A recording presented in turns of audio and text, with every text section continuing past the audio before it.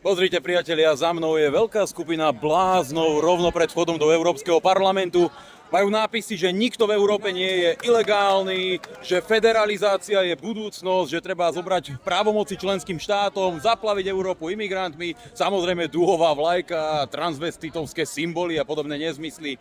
Kto by to bol čakal, že presne takíto ľudia budú protestovať za migráciu? A dôvod, prečo to robia, je, že na opačnej strane tohto námestia je protest za remigráciu, ktorú organizujú ľudia, ktorí organizovali aj Remigration Summit. To znamená ľudia, ktorí bojujú za to isté, čo bojujeme aj my, aby nelegálni imigranti mohli z Európy odísť. A tu sme na proteste normálnych vlastencov, patriotov, ľudí, ktorí chcú zachrániť Európu, ľudí, ktorým záleží na budúcnosti našich detí, ľudí, ktorí nie sú blázni ako psychopati z progresívneho Slovenska, ktorí pred Európarlamentom protestujú za ešte viac imigrantov, za ešte viac deštrukcie, za ešte viac znásilnení a mŕtvych ľudí. Ja by som navrhoval, aby všetci títo blázni za mnou, každý jeden z nich, zobrali domov aspoň jedného ilegálneho imigranta. Veľmi rýchlo by pocítili, čo je to kultúrne obohatenie. Lenže to oni samozrejme neurobia, pretože je to banda úbohých a smiešných pokrytcov na čele s progresívcami aj zo Slovenskej republiky. Držte s nami, bojujeme za Európu a bojujeme za budúcnosť našich detí.